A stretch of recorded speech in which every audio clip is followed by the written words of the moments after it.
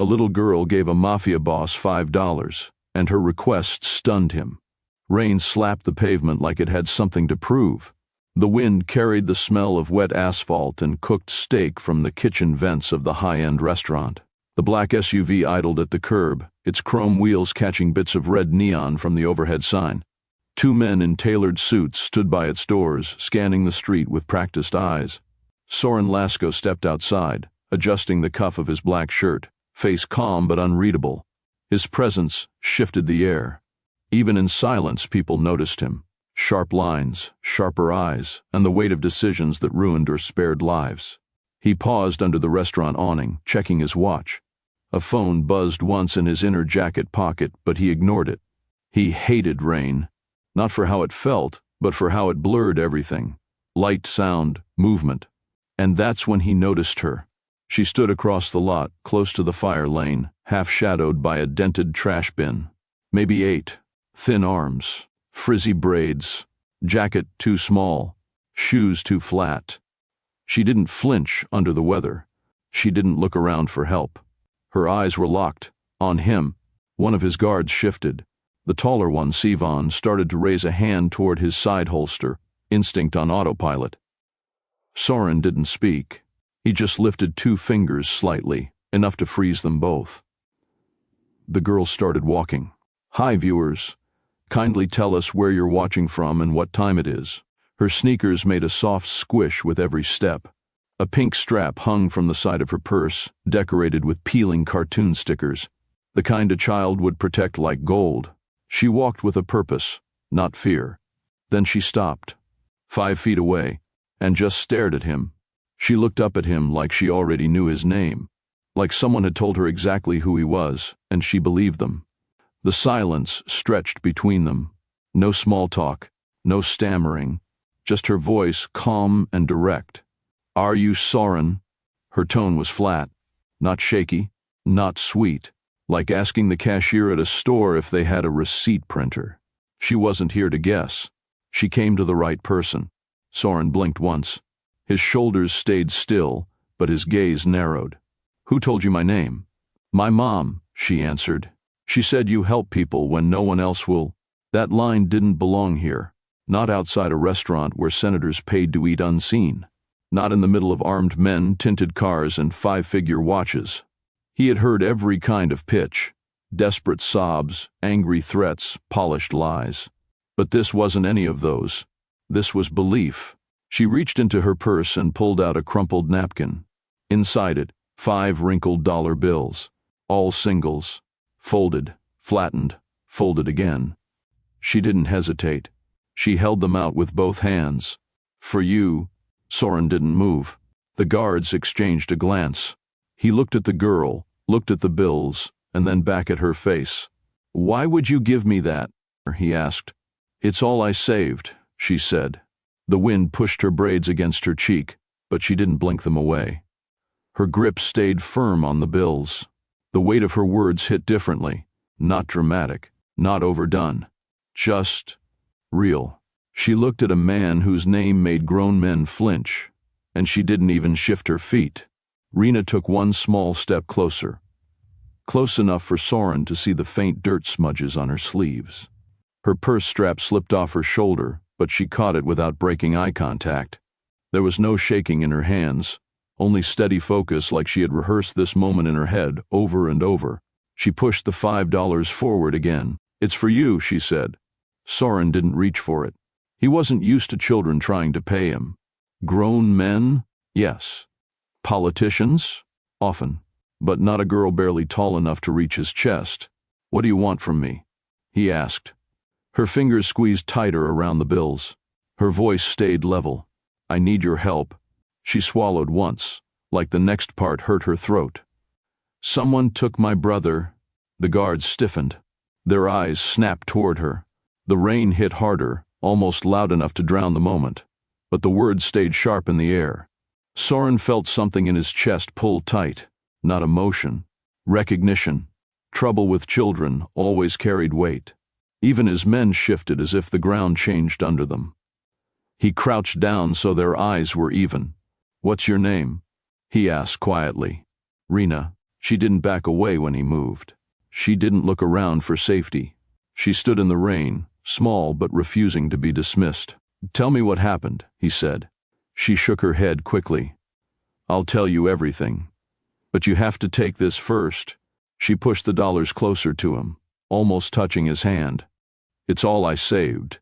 You help people when no one else will. So, take it." The wet bills stuck together, water running down the edges. Soren finally reached out, not for the money but to lower her hands. And he realized she wasn't here for a favor. She was here for justice. Soren didn't speak right away. Rena's eyes didn't drop. She wasn't searching for pity. She wasn't begging. She came to the one man her mother said could do something, and she expected him to move. That expectation did something to him. It cracked the space he kept sealed. His mind should have been calculating, figuring who Darvin Cree was, what angle this child came from, if this was bait. But his thoughts stayed frozen on her last words. "Someone took my brother." He remembered a voice once saying something similar. A girl, small like this one, crying on a sidewalk years ago. That memory sat buried under cold choices, but now it clawed up, refusing to stay silent. One of his men cleared his throat, waiting for a signal. Soren didn't give one. He kept his eyes on Rena. "Where was he taken from?" he asked. She spoke fast, her words clear, not frantic. "From the sidewalk near our school, 2 streets over from where we live. His name's Milo. He's 7, and—" "No one helped?" "The police said there's no proof," she answered. "They said maybe he just ran off." "And your mom?" "She tried," Rena said, "but she works for a man who gets angry. She said if she pushes too hard she could lose everything." Soren stood up. He looked at the $5 still clutched in her hand and said, "Put your money away." Rena's eyes narrowed slightly. "Does that mean no?" He almost laughed, not because it was funny, but because this child didn't blink in the face of a man the media called cold-blooded. "No," he said simply. "It means you don't pay me." Her voice got softer. "Then, you'll help?" He glanced once at his guards. "Yeah." And in that moment something shifted in the rain. Soren looked down at her again. Her socks were damp. One of her shoes had a tear along the side. But none of that matched the strength in her face. He'd been around killers, liars, cowards, people who wore suits and ran entire cities, but didn't have half the fire this girl carried in her chest. She hadn't flinched. Not when she saw his guards. Not when she saw him. And not when he tried to turn her away. "I'll help you," he said. His voice didn't rise. It didn't need to.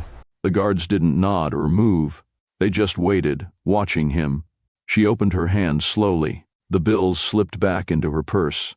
Then came her quiet question, like she was making sure this moment was real. "You will?" He gave her the truth. Someone takes a child. They answer for it. That was all she needed. Rena gave a single nod and wiped her cheek with her sleeve, smearing rainwater, and whatever was left of tears she refused to show. Her eyes still didn't leave his. "What's his name?" he asked. She exhaled. "Milo." Soren turned his head toward the SUV, then back to Rena. "Come with me. Tell me everything you know." She looked at the guards, then back at him. "Are they safe?" Soren raised a brow. "They answer to me." "Okay," she said. "But don't let them forget. I'm paying you in full." And for a second even Soren's mouth twitched. Not a smile, but close. She followed him toward the car, walking like someone twice her age. If this story already has your heart racing, hit subscribe and stay with us. Because sometimes the smallest voice makes the loudest noise. And a mafia boss just listened. The inside of the SUV smelled like leather and faint cologne. The heat hummed gently as the car pulled off into the night. Rena sat stiff in the seat beside Soren, her knees pressed together, her fingers tracing the edge of her purse. He didn't speak. He didn't rush her either. It took her a full minute before she finally looked over and said, "You sure you want to know everything?" Soren answered without turning his head. "Yes." She nodded once, eyes locked forward. "Okay. It was last Wednesday. Me and Milo left school early because the teacher had a meeting. Mom was still working, so we walked home together. It's not far. Just 6 blocks. She swallowed and kept going.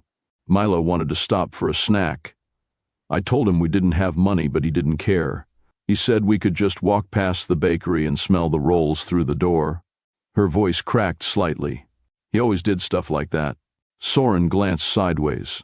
He could tell she was holding the line between falling apart and holding it together. He didn't interrupt.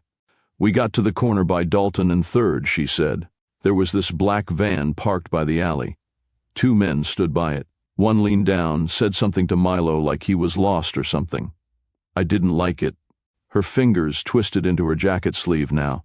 I grabbed his hand, but he pulled away, said he dropped his pencil. I blinked and then he wasn't next to me anymore. I looked around, called his name. Her voice thinned. They were already in the van, gone, like they'd waited for that exact second.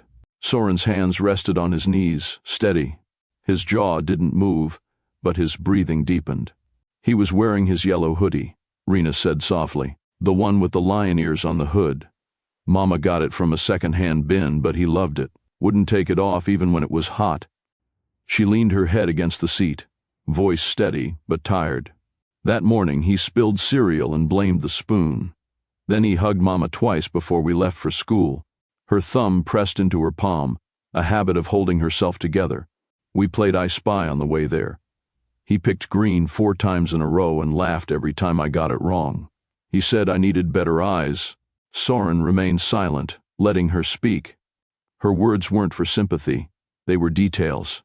Proof. Memory. The kind people needed when the world tried to erase someone. At lunch, he traded his apple for a pack of cookies. He said apples were for old people. The memory brought the smallest smile to her lips before it faded. And then, we left early. Our teacher said there was a planning meeting. We walked home, same route, nothing weird. I didn't see anyone follow us. She stared at her knees. Until that van. The word landed like a weight. People passed us, but no one stopped. No one looked. It was like we were invisible. The man bent down, asked if we were okay, but it wasn't right. He didn't sound worried. He sounded ready. Her jaw tightened. They were waiting for us. I know it. Soren's hand shifted slightly, resting on the door handle like something inside him needed grounding. He was taken at 2. 17, she added, like it was burned in her mind. I know because my watch beeped when the battery died right after. I haven't touched it since. They wouldn't listen to Mama, Rena said. She went to the station that night, told them everything, showed them Milo's picture, told them the time, the street, the van. Her voice dropped. They said there was no sign of struggle, no camera proof, just a maybe runaway. Soren clenched his jaw slightly. The type of men he despised most wore uniforms, but did nothing when it mattered. She told them about Darvin, said she had problems with him before, but they shrugged it off, said he wasn't on record for anything serious. Rena looked out the window, rain tapping faintly on the glass. He's the manager at the diner where she works. Runs the place like he owns everybody inside. Started taking a cut of the tips after hours. Cash only. Said it was for protection. Soren didn't flinch. He'd heard that story before. Too many times. Different cities. Same rot. Mama refused to give him her money, Rena said. Said she worked too hard to hand it over. Her mouth pressed tight. He told her she'd regret it. That her little boy should be more careful on the way home. Soren's eyes flicked up, sharp.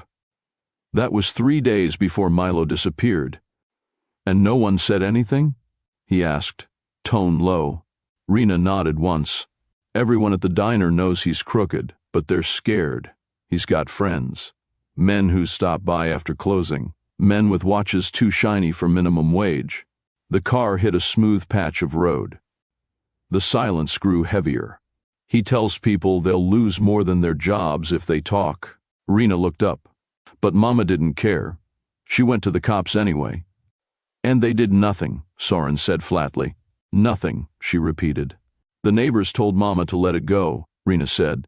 Said she should be thankful they didn't take both of us. Soren's brow lowered. He didn't interrupt. She begged them, asked if anyone saw anything.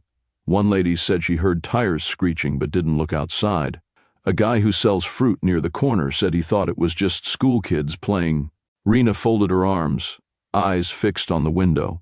They all saw something, but nobody said nothing. There was no anger in her tone, just the weight of a truth too heavy for someone her age. Mama kept asking around. She missed work 2 days in a row. When she went back, Darvin smirked at her like it was funny. Said something about how life's easier when people don't get bold. Soren's jaw flexed once. Then he told her, Rena continued, "Your daughter's lucky you still got her." That was the moment she stopped pretending it wasn't him. Soren leaned forward slightly, resting his arms on his legs. "You heard that yourself?"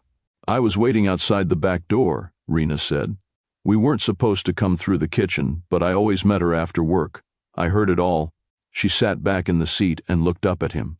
She didn't cry in front of him, but when she came outside, she hugged me too hard. Rena's fingers fidgeted with the zipper on her coat. That night, she cried in the kitchen. She didn't know I was listening. She kept saying your name. Soren turned his full attention toward her now. "She said you were dangerous, but fair. Said you don't let people walk over the helpless." Rena looked straight at him. "So I saved up and found you." Soren stared at the girl sitting next to him. Calm, worn, but fully awake. No part of her speech sounded coached. There were no holes, no cracks, just the kind of clarity that only comes from pain seen up close. "You walked there alone?" he asked. She nodded. "Mama doesn't know I left. I waited until she started her night shift. I took the shortcut by the tracks. That's 4 blocks through no-light streets," he said. "I wasn't scared," she replied. "I was ready." Soren let those words settle. Not brave, not reckless. Ready. He turned toward the front seat. His driver met his gaze through the mirror but didn't speak. Soren reached into his inner coat pocket, pulled out a phone, and tapped a number without looking. The line clicked once. "Malik, move quiet. 10 of our best, spread out around 3rd and Dalton. I want every van checked. I want eyes on that alley. Talk to shop owners, taxi stands, street cleaners. Nobody says no." He paused, and someone pulled the list on Darvin Cree. "I want everything from his credit receipts to his shoe size." He ended the call and slid the phone back into his pocket. Rena watched, her eyes wide, but not with fear, with something closer to hope. Soren leaned back, hand on his knee, breathing deep once through his nose. "Someone should have stopped this before it got this far," he muttered. Then his fingers curled into a slow, deliberate fist. "They didn't." He turned his head toward Rena, voice flat. "But I will." Rena sat up straighter. "What now?" she asked. He looked out the window. "Now we go make noise." Darvin Cree kept his office in the back of the restaurant, behind 2 locked doors and a hallway with a flickering light. He liked sitting where the smell of grease clung to everything and the walls felt too close together. Control to him was about pressure, tight rooms, short words, and eyes that never blinked first. He'd been managing the diner for 8 years. He wasn't the owner, but he handled the books. The real owner lived in another state and liked passive income. Darvin liked passive victims. He started slow, taking an extra 20 from the register on weekends, then a little more from tips, then whole shifts of cash that no one dared question. When the waitress named Selena complained about a missing envelope, she found her tire slashed the next day. When the dishwasher whispered about it, he found himself written off the schedule permanently. Darvin never raised his voice. He didn't need to. His words did the work, and if they didn't, his friends who stopped by late handled the rest. People in the neighborhood learned to smile when he passed, learned to nod and keep walking. Some thought he was connected. Others thought he was just mean enough to make things happen. Either way, no one checked. He wore knockoff watches and carried a real blade. His boots always clicked too loud on the tile floor. And he never once paid full price for anything on his own menu. His eyes had that dry look, like he hadn't slept in years but remembered every single name and number that crossed him.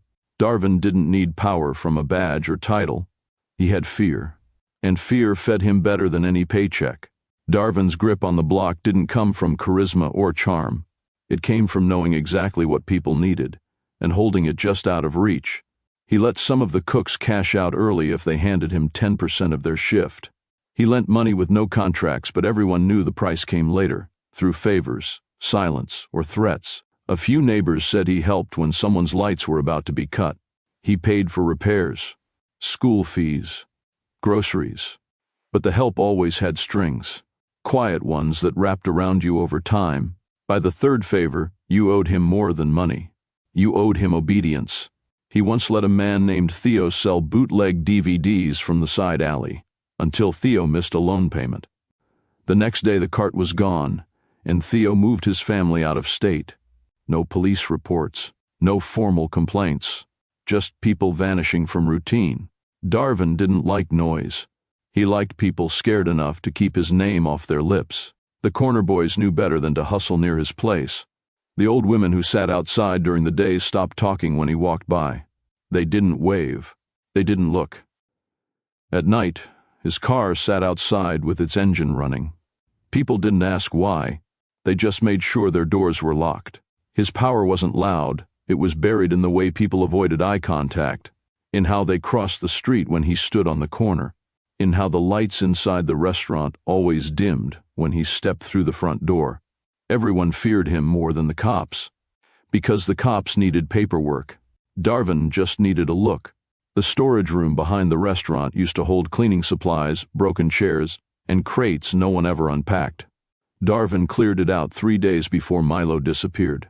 He told the line cook he needed extra space for bulk goods, told the delivery guys to drop packages at the front instead of the alley, told the teenage hostess never to open the back door unless he called for her. Then he changed the locks. No one asked why.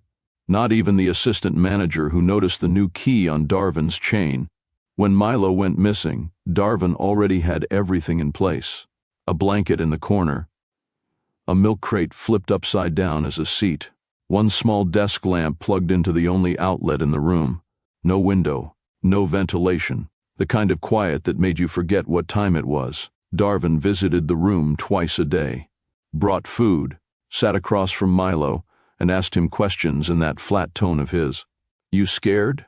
Milo said nothing. "You miss your mama?" Still silence. Darvin smirked and tossed a juice box on the floor. "Good. Learn to stay quiet."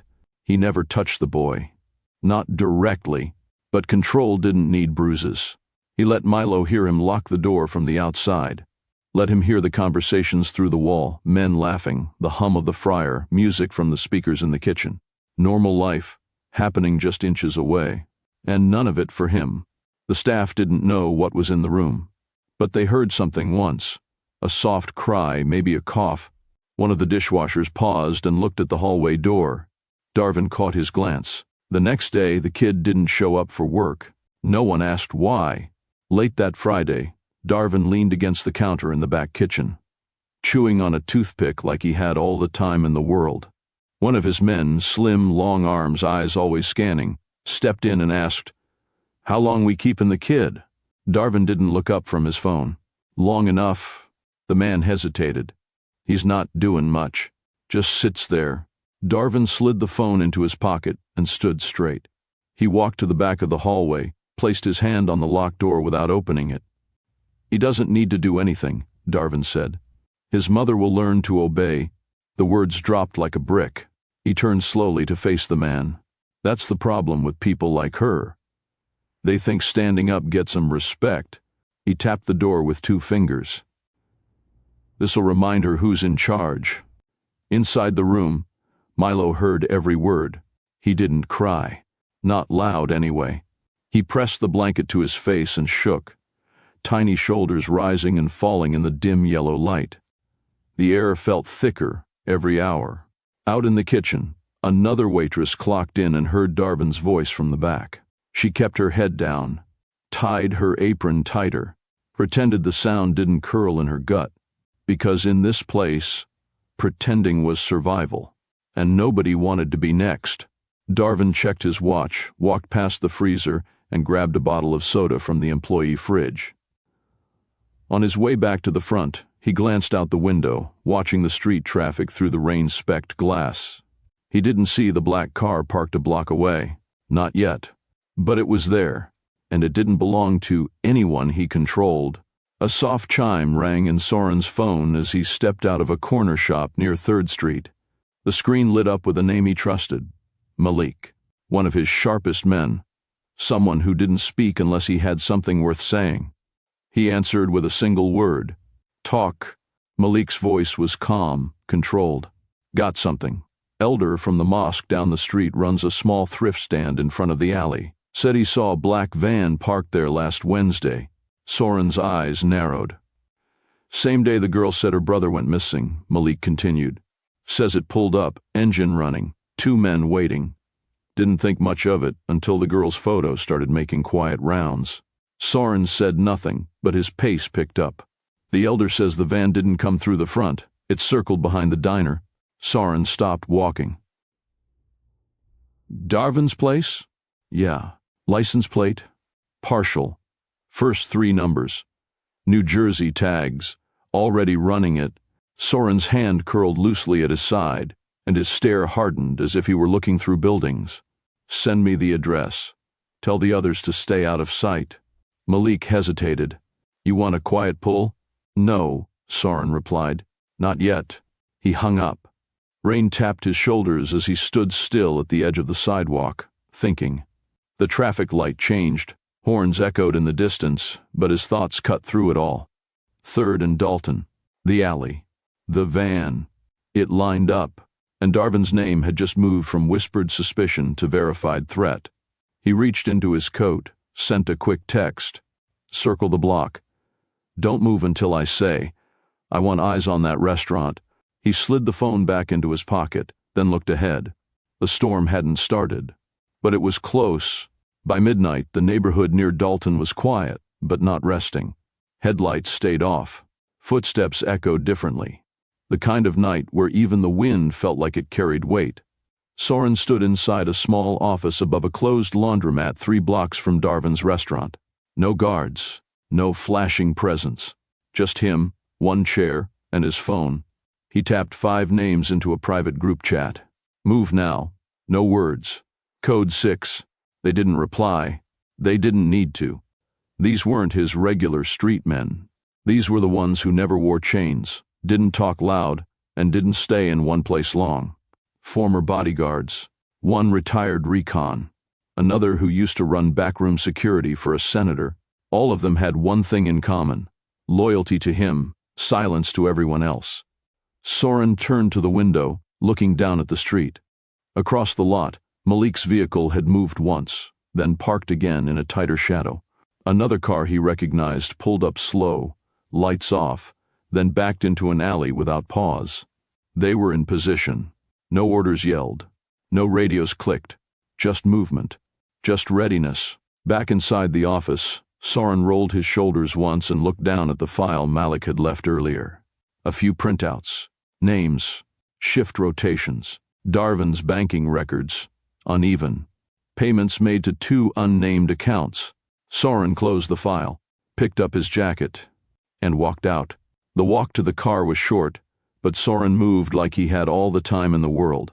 No rush, no sharp turns, just steady steps that let people feel something was about to happen, even if they couldn't explain what. He slid into the back seat of a dark sedan that hadn't moved all night. Malik sat in the passenger seat, nodding once as the door shut. "You good?" Malik asked. Soren didn't answer, just stared out the window. 2 of ours already checked the trash routes, nothing unusual, but a guy at the bodega said he saw Darvin meeting with someone in a black hoodie behind the building 2 nights ago. Couldn't see a face. Too vague, Soren said. "We're narrowing." Another silence passed. The driver, a heavy-set man named Garris, glanced at Soren through the mirror. "You want to move now?" "No," Soren said. "Not yet." He reached into his coat and pulled out a folded photo. Milo, yellow hoodie, wide smile. The kind only kids wear when they don't know the world yet. Soren stared at it for a few seconds longer than usual, then folded it back. "This ain't about Darvin's money," Malik said quietly. "Nope. It's personal." Soren turned to him slowly. "It's right." That ended the talk. The car pulled into motion without headlights. They moved through side streets, avoiding anything that would signal presence. This wasn't the kind of job where noise helped. It was the kind where every second wasted gave the wrong man more time. They passed by the diner once. No lights in the back, no movement inside. But Soren didn't need to see what was happening yet. He just needed to make sure when he stepped in, nobody would question why. The hallway smelled like bleach, and hallway carpet soaked one too many times. Soren didn't flinch as he stepped into the narrow building. The door to apartment 2B was old and chipped, paint peeling around the handle. He knocked once.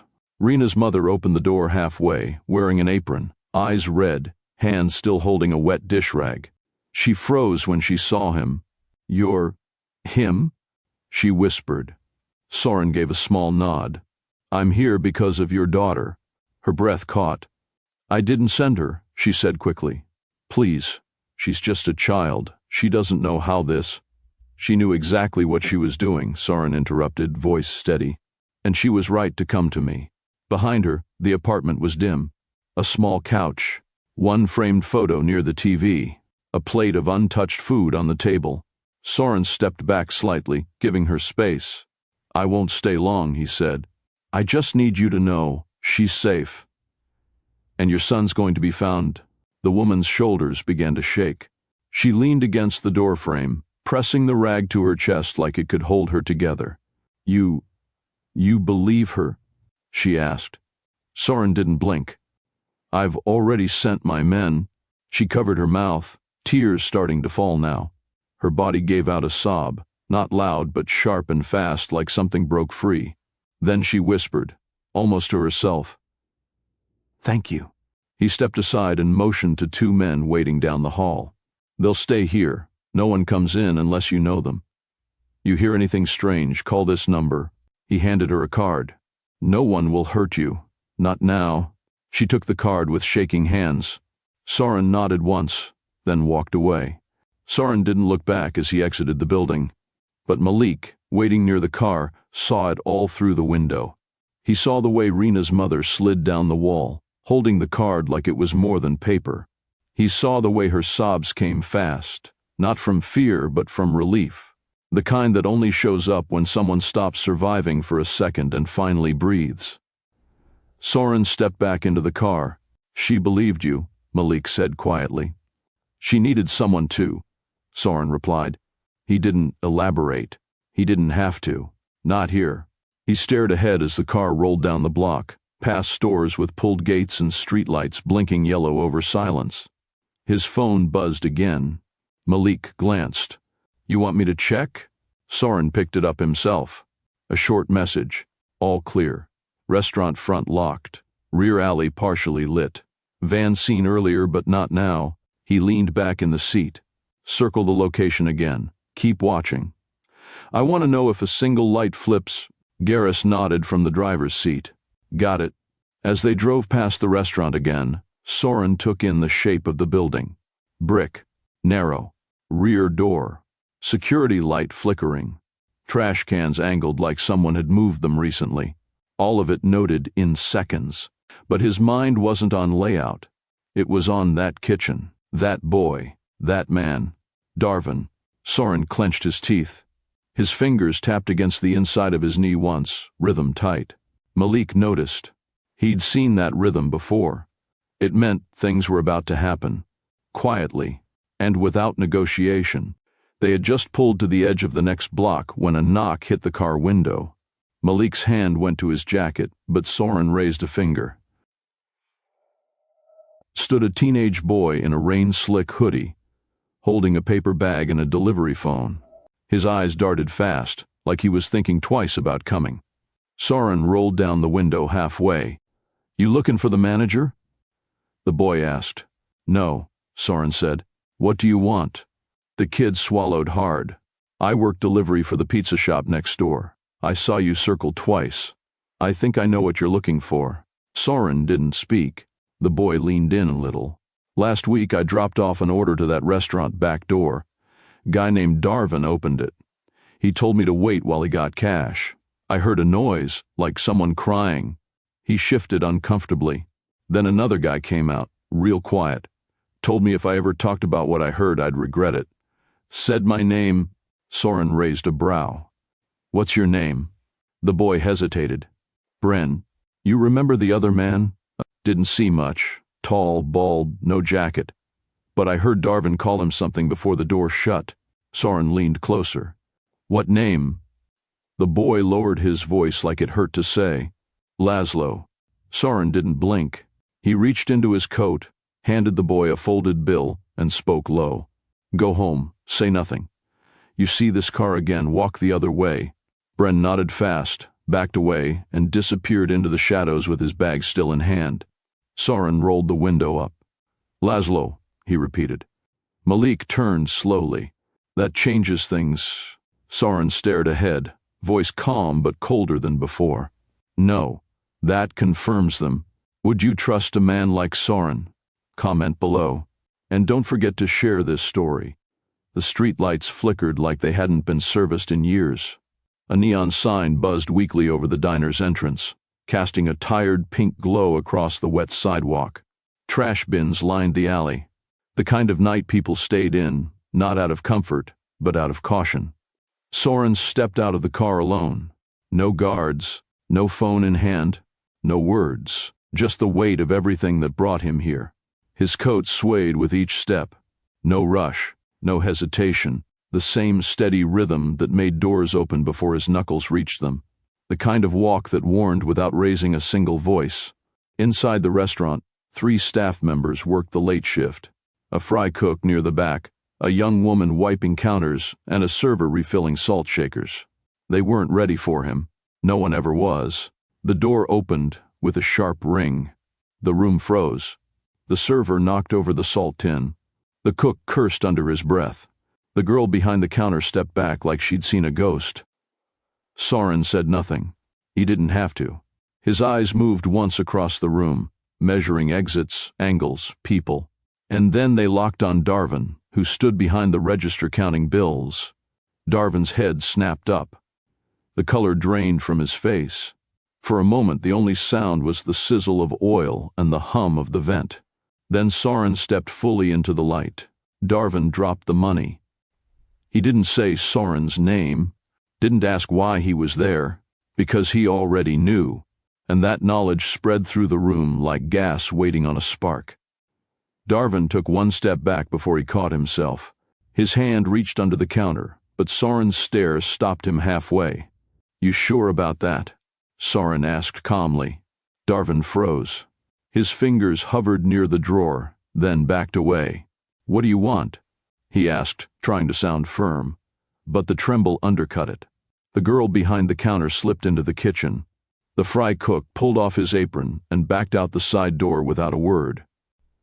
Even the server, the youngest in the room, dropped his tray on the table and followed. None of them looked back. They didn't ask questions. They knew what it meant when a man like Soren Laszlo walked in alone. Darvin glanced around and realized the room was empty now.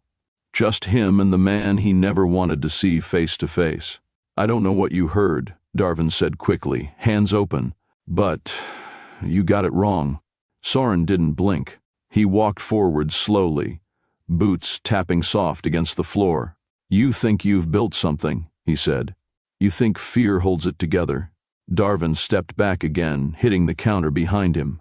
You don't understand, man. I've got people. I've got backing. Soren raised an eyebrow. And where are they now? Darvin's mouth opened, but no sound came. Soren leaned forward slightly, voice low. The only thing holding you together right now is me letting you speak. Darvin's eyes darted to the back hallway. Soren followed the glance and stopped walking. The hum of the vent had faded. A faint sound drifted in from the corridor. Soft, muffled. Not metal, not pipes.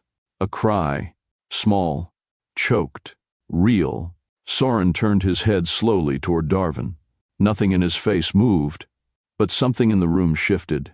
Soren took 2 steps toward the hallway. Darvin jolted forward, blocking the path with both hands raised. Hold on. You can't go back there. Soren looked at him like he hadn't spoken at all. Darvin's voice cracked. Look, man, you're misunderstanding. I run a clean spot here. I don't know who's feeding you stories, but they're lying. Soren didn't stop. He walked around him like Darvin was furniture. Darvin grabbed his sleeve. That was a mistake. Soren turned so fast Darvin stumbled back into a table, knocking over menus. Soren didn't touch him. Didn't need to. His stare alone pinned him to the spot. "Try again," Soren said. Darvin swallowed. It's not what you think." "Then tell me what it is." Darvin's mouth opened, closed, then opened again. "There were guys. They came by, wanted to store something for a day. I didn't know it was a kid, man. I didn't know." Soren tilted his head. "You expect me to believe you?" Darvin's voice climbed. "I swear." A sound cut him off.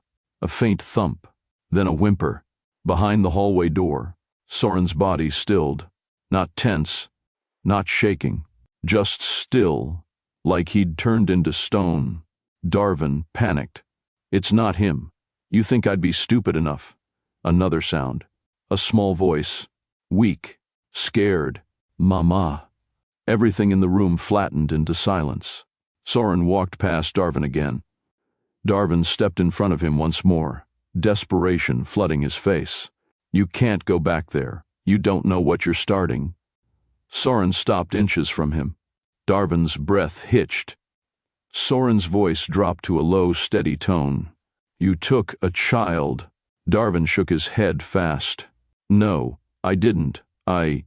You hid him," Soren said. "And you locked the door." Darvin's pulse throbbed in his neck. "You can't prove." But the hallway light flickered, and Milo's cry came again, this time clearer. And that was the only proof Soren needed. Soren stepped toward the hallway. Darvin lunged again, this time with both arms, desperate now. "Don't open that door. You don't know what's—" Soren's left hand moved fast. One shove, not violent, but strong enough to send Darvin stumbling into the wall. His shoulder smacked the corner, and he slid down, breath wheezing from the shock. "Stay there," Soren said. "You're done talking." Darvin didn't get back up. Soren reached the end of the hallway. The air was different here, warmer, still, and the silence in between each soft cry made it worse. He tried the knob. Locked. Of course it was. He didn't knock. He didn't ask. He pulled a flat steel bar from his inner coat and jammed it into the door seam. One twist, a sharp click. The door creaked open. And there he was. Milo sat in the corner, knees pulled to his chest, hoodie halfway off, blinking under the dull glow of a single desk lamp. His cheeks were stained, eyes swollen. But he wasn't hurt, just confused, trapped too long in the quiet. Soren didn't step in right away. He gave the boy a second to register the shape in the doorway. Milo flinched, then squinted, then said the word like it had a question mark at the end. "Rena?" Soren's voice was calm. "She sent me." Milo's lip quivered, but he didn't cry this time. He stood, wobbling, and took one step forward. Soren reached out and steadied him by the shoulder. "Let's go," he said. Behind them, Darvin tried to rise again, but Malik was already in the hallway. His face unreadable, one hand on Darvin's shoulder pressing him back down. Soren picked Milo up and turned toward the front. Each step out of that hallway was a step towards something that could not be undone. The front of the diner was silent when Soren walked back through. Milo clung to him with both arms around his neck, face tucked into the collar of Soren's coat. His breathing was fast but steady. No screaming, no panic, just quiet survival. Darvin stayed pinned on the hallway floor, held down by Malik's grip. Soren didn't even glance at him. He walked straight to the front door. Outside, the street was still empty. Rain had stopped, but the clouds hadn't moved. The light above the diner buzzed again, shorting once before steadying. A second car pulled up from the corner. Two of Soren's men stepped out without a word. One of them opened the back door, while the other kept watch on the alley. Soren slid into the car with Milo still tucked close. The boy didn't ask questions. He just breathed. Malik stepped out next, nodding once. "What now?" the driver asked. Soren looked straight ahead. "We take him home." The driver pulled off. Inside the diner, Darvin slumped against the wall, still stunned, shirt damp with sweat. One of the friars beeped from behind the counter. No one turned it off. Malik re-entered, glanced once at the register still open, then walked back toward the hallway. He paused in front of the storage room. His eyes scanned the space once. Then he kicked the door wide open. It slammed hard against the wall. He wanted the sound to stay in Darvin's ears. Back in the car, Soren looked at Milo, who had dozed off now, face finally resting. Soren's phone buzzed again. New message. Laszlo's real name. Connection to Darvin. Known locations. He turned to Malik. "We're not done." Malik nodded. "What do you want me to do?" Soren didn't blink. "Bring me the boy." The ride back was slow and without music. Soren didn't speak. Neither did Milo. The boy clung to his coat until the tension in his shoulders melted into sleep. His breath evened out. His small frame leaned fully into Soren's chest, like he'd finally let go of fear for the first time in days. They pulled into the alley behind the building, same spot where Rena first walked out alone. Malik opened the rear door, reaching carefully. Soren nodded once and passed Milo into his arms. "Take him upstairs. Knock soft." Malik nodded and moved fast but gentle, keeping the boy's head supported, his face away from the cold night air. The stairwell light buzzed overhead. Second floor, left corner. Soren stayed behind, letting the weight shift off him but not out of him. He looked toward the street, calm now, quiet, but something behind his eyes hadn't relaxed. Down the block, another car rolled to a stop. Word had gotten out. Not from the news, not from the cops, from the sidewalk. From mouths that whispered fast and spread faster. Windows cracked open. Porch lights flicked on. They all knew who had gone missing. Now they saw who brought him back, and who hadn't raised a voice to do it. 3 blocks away, Darvin shoved open a back exit and broke into a sprint. His breath came fast, feet slipping on wet pavement as he cut through the side of the building. He didn't get far. 2 of Soren's men were waiting, one by the loading dock, the other near the alley. They didn't yell. They didn't run. The first grabbed him by the collar, slammed him into the fence once, hard enough to make the chain rattle. Darvin bucked, cursed, kicked wildly. The second man didn't say a word. He stepped in and pulled Darvin's arms behind him, grip firm but measured. Darvin screamed louder now, not for help but out of fear. That was new. For the first time, he wasn't the one being obeyed. The fight left him quickly. They dragged him to the edge of the lot where Soren stood, hands in his coat pockets, eyes unreadable. Darvin's lip was split, his breathing ragged, but his mouth still moved. "I didn't touch him. I didn't lay a hand on him, you hear me? I didn't do anything." Soren didn't move. Darvin tried again, words tumbling. "It wasn't me. Laszlo runs things. I was just keeping the kids safe until what?" Soren asked quietly. Darvin's throat clicked. "Until it cooled off. That's all. I didn't mean no harm." Soren stepped forward once. Darvin flinched hard, but Soren didn't hit him, didn't raise a finger. He leaned in, voice low and level. "You don't take children." Darvin opened his mouth to speak, but Soren cut him off. "You don't get to talk anymore." He turned away. No more warnings, no more chances. The street began to fill with faces. Porches, windows, front steps. The man they'd all feared was now on the ground, and Soren didn't lay a hand on him. Soren didn't look back. He walked down the middle of the street, coat heavy with rain from earlier, steps steady like nothing could move him. Behind him, Darvin stayed crumpled on the sidewalk, the 2 men still standing near but doing nothing more than keeping him still. The point had already been made. From across the street, an old man on his porch lowered his newspaper, watching without saying a word. 2 teens by the corner store stopped mid-conversation. A woman in a headscarf stood on her steps, arms folded, lips pressed together. They all watched, not with fear, with understanding. This wasn't revenge. It was correction. Darvin had been loud for years, loud with control, loud with power, loud with fear. But the silence of this moment hit harder. He wasn't cuffed, he wasn't bleeding, and yet he was done. Soren reached the end of the block. Malik waited near the car, holding the door open. "You want us to disappear him?" Malik asked. Soren didn't answer right away. He stared down the street, where the lights from the diner flickered behind them. "No," he said, Let him sit in that. You sure? I'm not here to clean him, Soren said. I'm here to remind people they don't have to follow him. Malik nodded and closed the door once Soren slid in. The car rolled forward slowly, passing faces that didn't flinch like they used to. No one spoke. But something had shifted. Soren had walked into a street ruled by fear and walked out, leaving it quieter, stronger.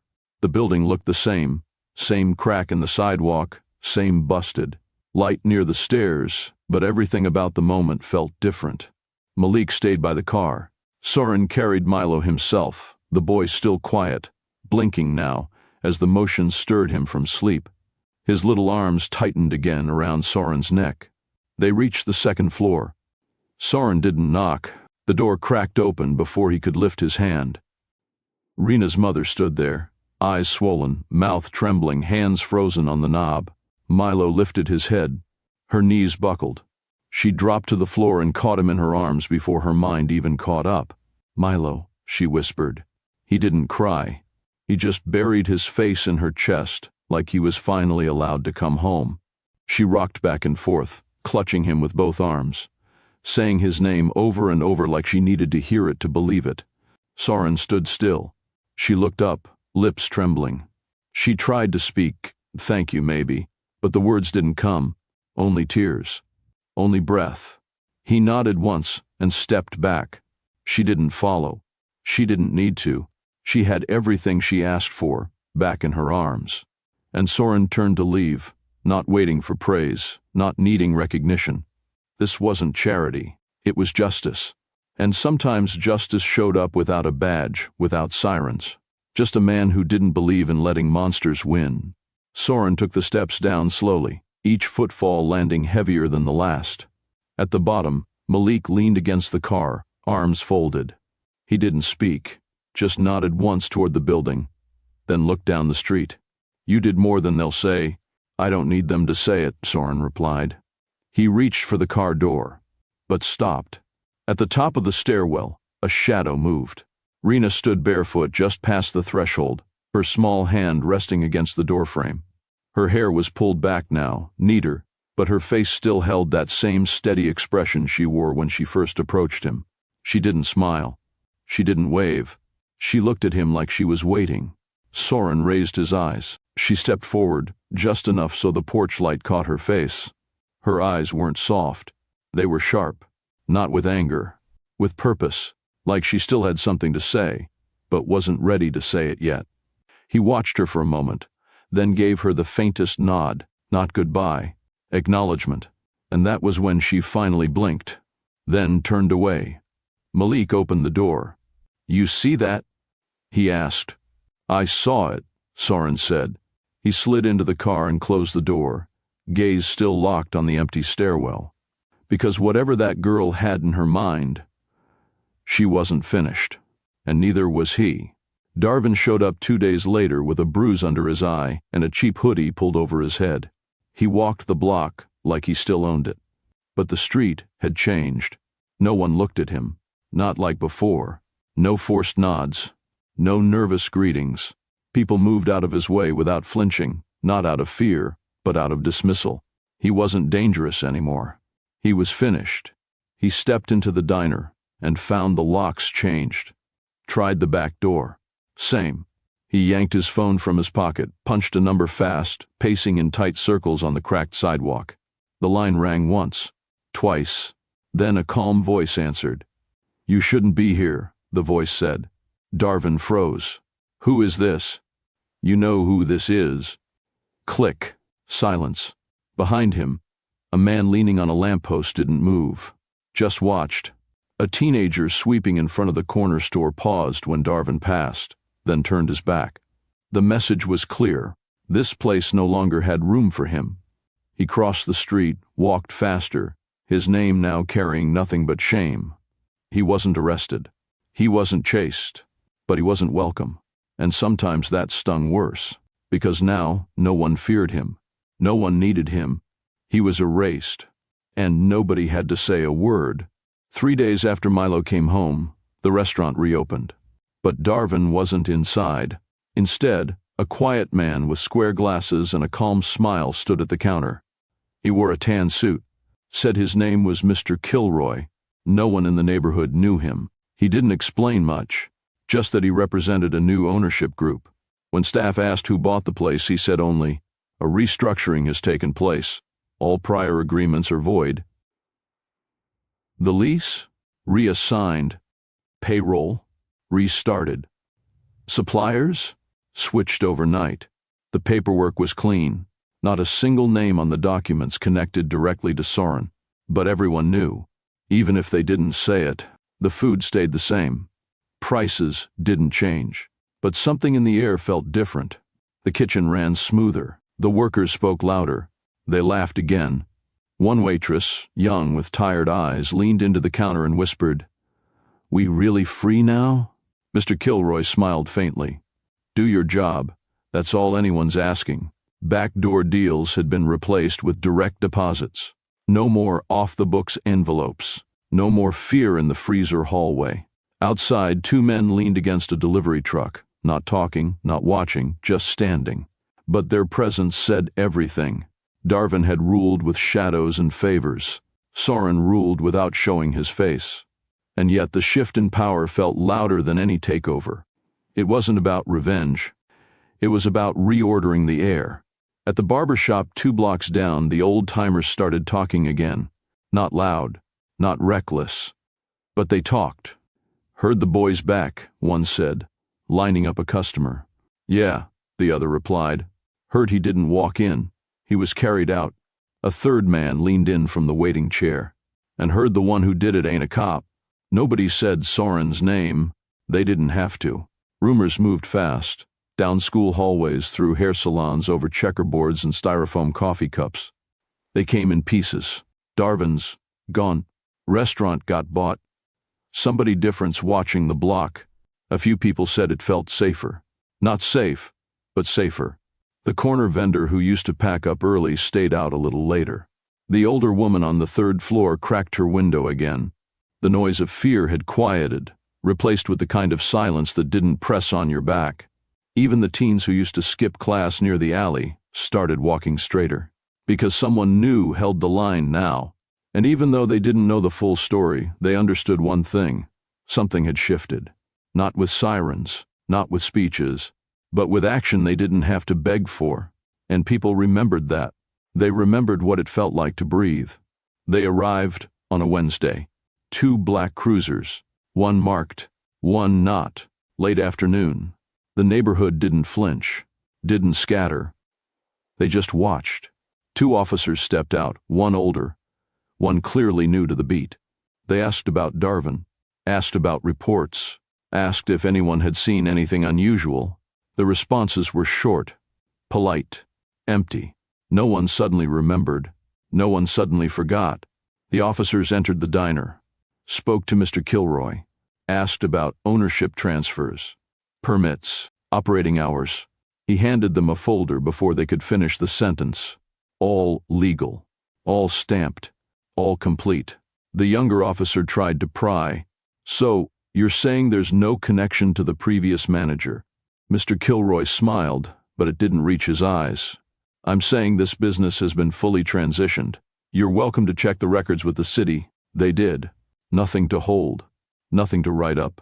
As they left, one officer muttered to the other, "Too clean. Too fast." The other just nodded. Too late, because power had already shifted. Darvin was already gone. The fear he planted had been pulled at the root, and nobody wanted to bring it back.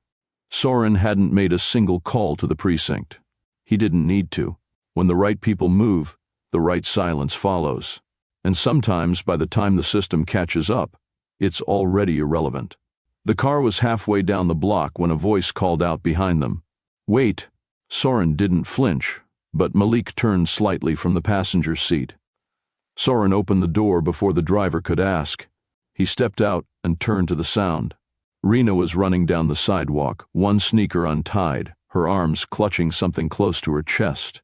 She stopped just short of him, breathing hard but standing tall. He raised an eyebrow. "You okay?" She nodded, then looked down at her hands. "I forgot," she said.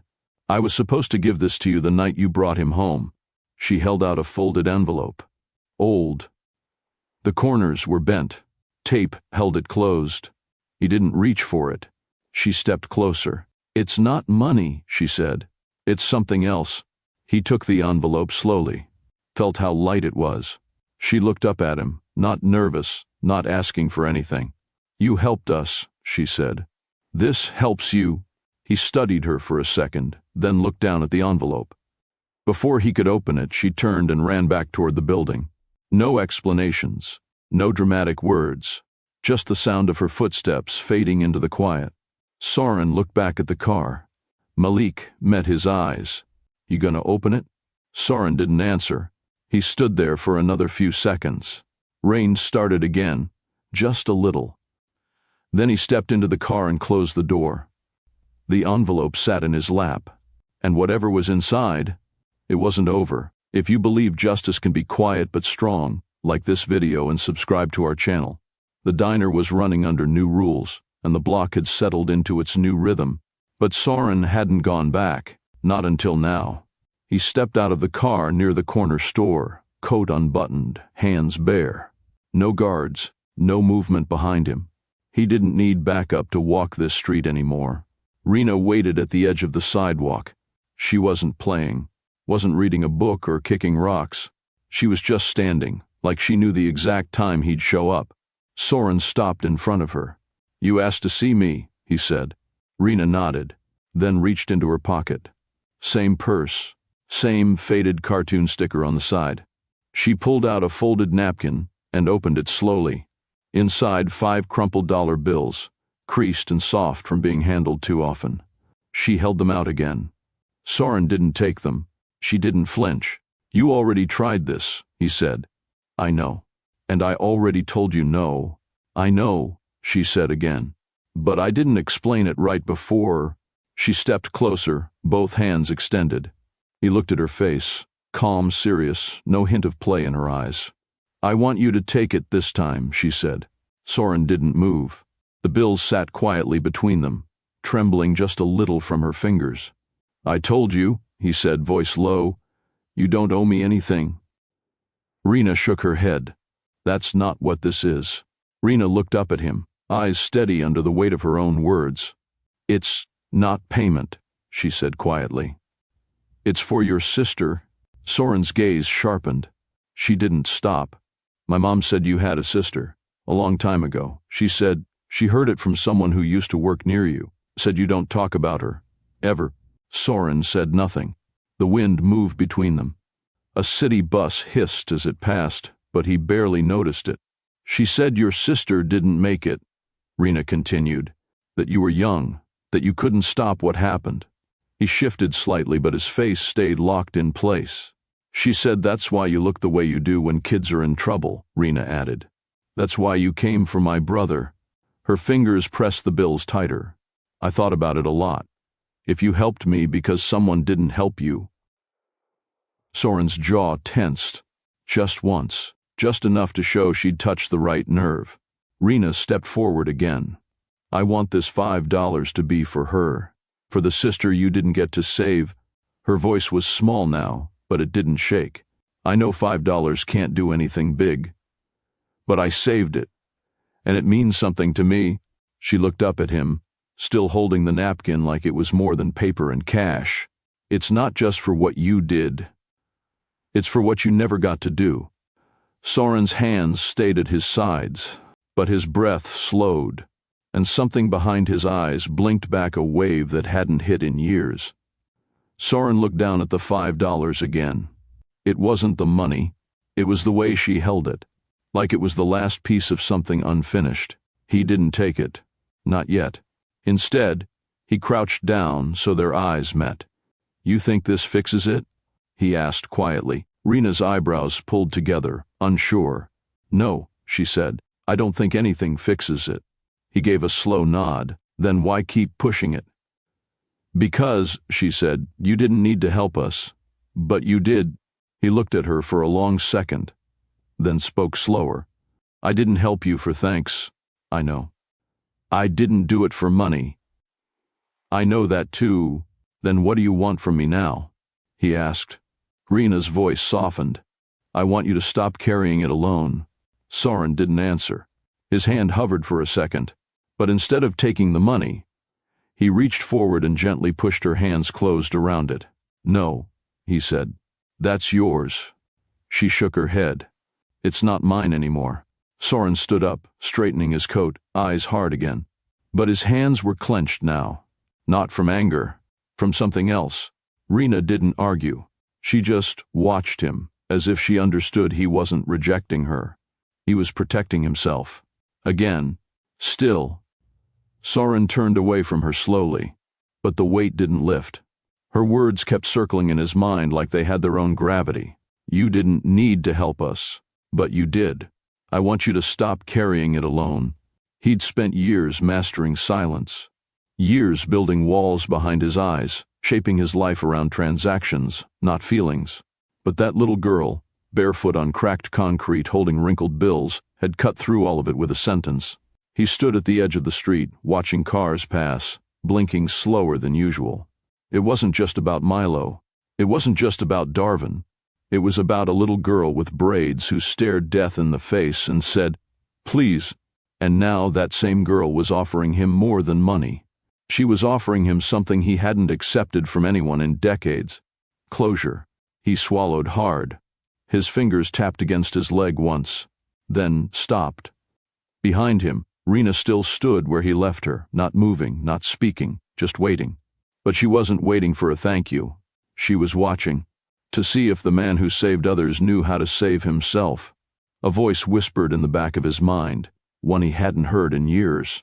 Lyra. The name came without warning. He hadn't spoken it in so long, it barely felt real. But Rena had brought it back, and it didn't hurt the way he thought it would. It just lingered. Soren turned back around. Rena hadn't moved. She still held the napkin, the money pressed in her small hands like it mattered more now than ever. The street was quiet, just the hum of distant tires and a soft breeze brushing through the power lines above. No noise, no stairs, just space between them. He walked toward her slowly, then stopped. The air held steady.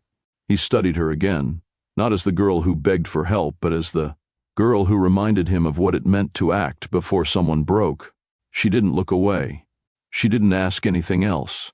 Soren took a deep breath, one hand in his pocket, the other loose at his side. You got time to walk? He asked. Rena blinked. Now? Yeah, he said. Now. She looked surprised, but only for a second. Then she nodded. He stepped beside her, and without saying a word, they started down the block together. She matched his pace, not rushed, not trailing, side by side. They passed the diner, then the bodega. A woman sweeping her stoop paused and looked at them but didn't speak. Rena looked up at him once, then forward again. She didn't ask where they were going. He didn't say. Because sometimes it wasn't about the destination. It was about showing someone you were still walking, still moving, still here. And for the first time in a long time, Soren didn't feel like a shadow. He felt human. They walked past 3 corners in silence before Rena finally spoke. Where are we going? Soren kept his eyes ahead. Nowhere in particular. She nodded and didn't ask again. The wind had picked up slightly, tugging at her sleeves. She stuffed her hands in her pockets, but kept close to his side. After another block, Soren slowed his steps. His voice came low, steady. You were right. Rena turned her head. I had a sister. She didn't say anything, just listened. She was 9. Her name was Lyra. Rena kept walking. She was loud, he said, always asking questions, always in somebody's business. Drove me crazy. His mouth twitched. It wasn't a smile, but it wasn't cold either. I was 15. Thought I was too grown to play with her. Too busy hanging out with the older kids who smoked behind the shops. They reached a bench across from the closed library. Soren stopped and sat down. Rena sat too. I was supposed to walk her home from school one day, he said. But I skipped out. Told her to go ahead without me. His fingers rubbed together slowly. She never made it. That was all he said for a moment. The street in front of them was empty. A delivery truck passed in the distance, but neither of them moved. Soren leaned forward, elbows resting on his knees, eyes on the pavement like the memory was still written there. She took the shortcut home. A block through an empty lot they were supposed to fence off. He paused, but no one ever did. Rena sat still, listening. Soren continued. There was a man living in one of the boarded-up units near that lot. No record, no job, no face anyone remembered. Just one of those people who show up and no one asks about until it's too late. His voice was even, but something underneath it pulled tight with every word. She never came home. They found her backpack near a drainage pipe. 2 days later, they found her in the woods. Rena's hands stayed in her lap. I told my mother I forgot, that I lost track of time. She didn't say anything, didn't cry in front of me, just stopped talking much after that. He leaned back, eyes blinking slow. I went quiet too. For a long time, Rena didn't fill the silence. She didn't ask for details. She let him sit in it, because she understood some stories didn't need help to hurt. They said it wasn't my fault, he said, that I was just a kid. But that didn't matter. He turned his head toward her now. She needed me. I wasn't there. A car drove past. Neither of them looked. Rena reached down beside the bench, picked up a small twig, and broke it in half without thinking. Still quiet, still listening. Soren stared at the pieces in her hand. That day changed everything, he said. Soren looked out across the street. The diner lights were off now, stores closed, but the memory kept him locked in place. I didn't chase money for status, he said. I chased it for control. Rena glanced at him, still quiet. I started working at 17. Low-level stuff, deliveries, numbers. I wasn't the toughest, wasn't the fastest, but I didn't stop. Ever. He rubbed a hand over his jaw. Every move I made after that day was so I'd never be powerless again. He paused. So no one would tell me we did all we could ever again. Rena nodded once. Not approval, understanding. I built things most people don't see, he continued. Clubs, warehouses, contracts. The kind of stuff that doesn't make headlines but keeps the lights on for the people who matter. He turned toward her. But none of it brought her back. The words hung in the air, not dramatic, not searching for comfort. Just the kind of truth you live with long enough that it becomes a part of your bones. I told myself I'd never let another kid suffer if I could stop it, he said. That's why I moved fast for you. That's why I didn't blink. Rena looked down at her shoes. I thought if I saved enough people, Soren said, voice lower now, maybe I could silence the memory. He leaned back on the bench, shoulders pressing into the wood. But it doesn't work like that. Rena dropped the twig pieces and folded her hands in her lap. Soren didn't expect a response, and she didn't give one. She gave him silence. The kind that didn't ask questions. The kind he hadn't felt in years. They sat there for a while. Nothing rushed. No agenda. Just two people, generations apart, tied together by something deeper than words. Soren leaned forward again, elbows on his knees, head slightly bowed, not tired, but thoughtful. His voice had fallen quiet, his body still, like he'd said more than he meant to. Rena didn't speak. She didn't move. She just watched the sidewalk in front of them, blinking slow, her shoulders rising and falling with each breath. Then, slowly, without warning or build-up, she reached across the bench and slid her hand into his. No squeeze, no tug, just presence. Soren didn't look down right away. He didn't move his hand either. He let it stay there, wrapped in hers. Small fingers, warm and dry. It wasn't comfort she was offering. It wasn't pity. It was understanding.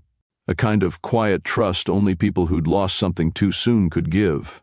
He exhaled once, not shaky, just full. I never told anyone about her, he said. Rena nodded. I know. He turned slightly, finally meeting her eyes. You remind me of her. Rena blinked. Was she like me? No, Soren said. She was louder. Rena smirked. I can be loud. I don't doubt it. They sat like that for another minute, his hand still in hers still steady. Nothing dramatic, nothing grand, just real. A man who thought he'd buried too much, and a girl who carried more than she should have. The street behind them started to come alive again. A door opened somewhere. A soft laugh echoed from a second-story window. Normal life, trying to return. But Soren stayed seated. He let Rena's hand rest in his until she slowly pulled away and placed it back in her lap. She didn't ask for anything. She didn't press him to keep going. She'd heard what she needed. And so had he. He rubbed his palms together once, then looked at the sidewalk beneath his boots. "I forgot what it felt like," he said. Rena turned her head. "What?" "To talk," he replied. "Without having to protect something." She waited. "I built everything around me so I wouldn't have to feel weak again. But you walked up to me with $5 and didn't flinch. I wasn't scared of you," she said. "I know."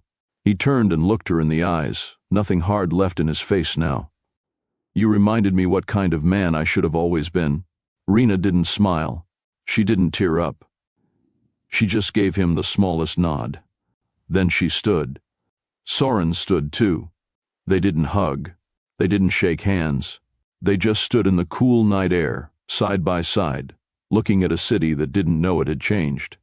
A passing car rolled by, headlights sweeping across their faces for a brief second before disappearing down the block. Rena took one step toward her building, then stopped. "I'm glad I found you," she said, without turning around. Soren's answer came after a breath. "I'm glad you didn't give up." She walked off without another word, shoes scuffing the concrete, small frame blending into the night. And Soren stayed there for a moment longer, remembering the boy he was, and the girl who made him stop pretending. The next evening, the sky was dipped in soft gold. Not quite sunset, not quite dusk, that in-between hour where everything slows just enough to feel like a pause. Soren stood near the corner store, arms crossed, watching the apartment across the street. Rena stepped out alone, wearing the same coat, sleeves slightly rolled.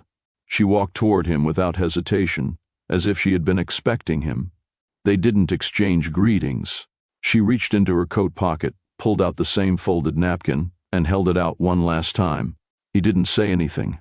She didn't give him time to refuse. This time she said, "It's not for me. And it's not for Lyra either." Soren stared at her hand.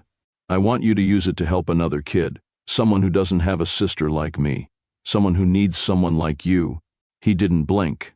That line, those words, slipped under his skin before he could stop them. She wasn't asking him to fix her life. She was asking him to keep going, to turn what he did for her into something that lived beyond this corner, beyond this family. "You understand what you're saying?" he asked. Rena nodded. "You're not just a man who stops bad people." She stepped closer. "You're someone kids like Milo need before the bad people show up." The $5 were still in her hand. Soren finally took it, not because he needed it, but because she needed him to. They didn't speak much as they walked. Her footsteps were small but sure. He slowed his pace to match hers, not out of pity, out of respect. She led the way through alleys he'd never noticed, ones that cut between the world he controlled and the one she survived. Lights flickered from narrow windows. Someone laughed inside a laundromat. A dog barked on a distant balcony. "Your mom holding up okay?" he finally asked. "She sleeps now," Rena said. "First time since Milo came back." He nodded. "That's good." They turned the last corner. Her building looked smaller now. Worn steps, cracked sidewalk, the kind of place the city forgot on purpose. "You didn't have to walk me all the way," she said. "I wanted to," he replied. She paused halfway up the steps and looked back at him. "Thank you," she whispered, "for not being who they said you were." Soren didn't answer right away. He looked past her, past the windows, and into the life he'd stepped into like a stranger who wasn't supposed to belong. He thought about Lyra. He thought about who he used to be. Then he said, "You made me remember." Rena gave a soft smile, then climbed the rest of the stairs and disappeared behind the faded green door. Soren stood there for another minute, Then he turned and walked away. The sky shifted slowly from black to a deep blue, the kind of morning that didn't rush anyone, but hinted that something new had started. Soren stepped into his high-rise, quiet as always. But something in him wasn't. He loosened his tie, tossed it on the back of the couch, and stood by the window. Down below, the city began to stir. Coffee carts rolled out.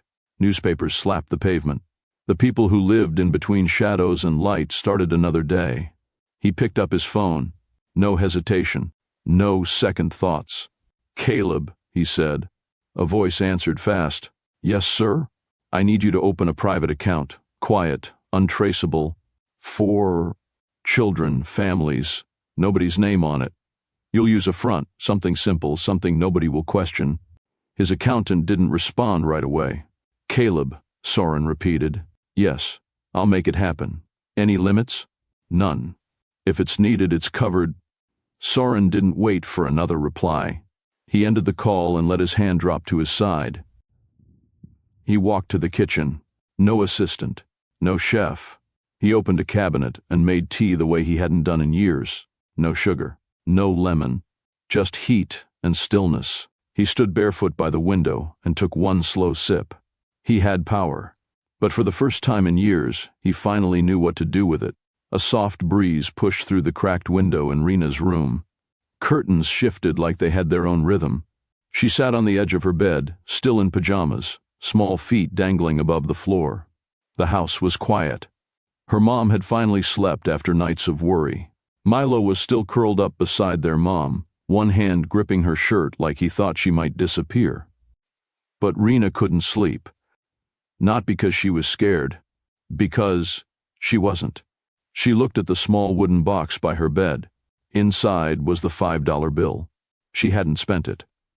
Hadn't needed to. What she'd come looking for, she'd already found. Her eyes turned toward the window again. A pigeon landed on the railing. Plump, calm, unbothered by the world. She tilted her head and whispered, "Good morning." The bird blinked once, then pecked at the metal rail before puffing its chest. She smiled. Real, wide, soft.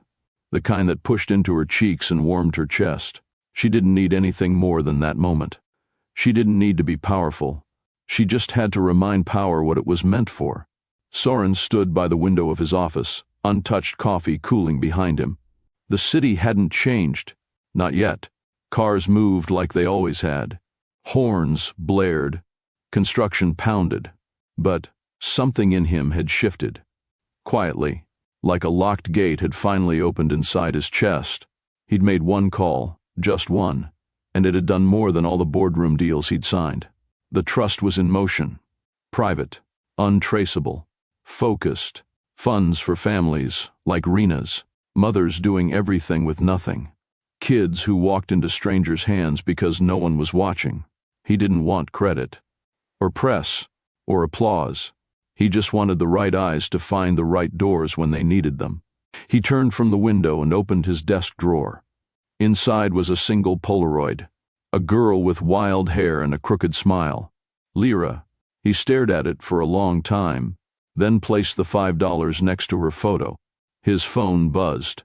A new text from his assistant. Another girl came in today. Said her brother was missing. Said she heard your name meant help. Soren didn't reply right away. He just stared at the message, thumb hovering over the screen. Then he whispered under his breath, "Maybe it's time to change what my name stands for." He stood, straightened his collar, and walked out, not to chase power, but to give it back. Would you trust a man like Soren if he showed up at your door? Drop your thoughts below. Stories like this remind us what power should be. Subscribe our channel Tales of Mafia Lovers, and share this with someone who needs hope. Comment "Power with Purpose" if you believe strength should protect, not intimidate.